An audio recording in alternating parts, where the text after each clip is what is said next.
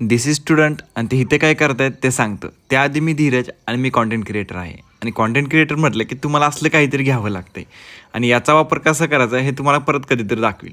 आणि आजचं शूट होतं विद्यार्थी स्नेह मेळाव्याचं. म्हणजेच म्हातारी लोक आज पुन्हा शाळेत आली होती आणि इथं टाईमला पोहोचायचं होतं म्हणून आधी घड्याळ घेण्यासाठी दुकानात गेलो होतो. इथं गेल्यानंतर I am little bit confuse, कारण साधं घड्याळ घेऊ का स्मार्ट वॉच घेऊ हे समजत नव्हतं.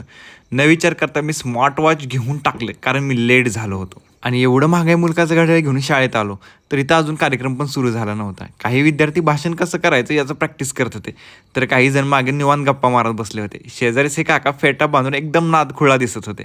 आणि विशेष म्हणजे ही शाळा माझी पण आहे बरं का. And this is iconic place in my school. सरस्वतीची मूर्ती आणि इथल्या मोराची मान एकदम मोठी होती, पण पोरांनी तोडली म्हणून आता बारीक केली होती.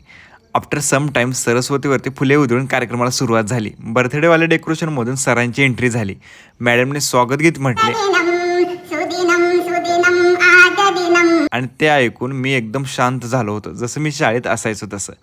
आणि या शांततेत भर टाकली या श्रद्धांजली कार्यक्रमामुळे. पुढे जास्त दुःखी झाल्यामुळे पाण्याची बाटली मिळाली. मकर संक्रांत असल्यामुळे तिळगुळवडी घेऊन तोंड गोड केलं. पुढे कार्यक्रम सुरू असताना हे लोक मस्त मागं गप्पा मारत बसले होते. यावरून हे नक्की कळलं की हे बॅक बेंचर्स असणार. हे मात्र खरं होतं. पलीकडेच बसलेल्या काकांचा त्या काळी शाळेत काय रुबाब असेल हे सांगायलाच नको. I feel very sad for this students, कारण हे मूकबधीर शाळेतून आले होते आणि समोर काय सुरू आहे हे त्यांना काहीच समजत नव्हतं. चांगल्या 1-2 तासानंतर कार्यक्रम संपला. मी पण शाळेच्या आठवणींमध्ये थोडा वेळ रमलो. अजून काय पाहिजे ना लाईफमध्ये.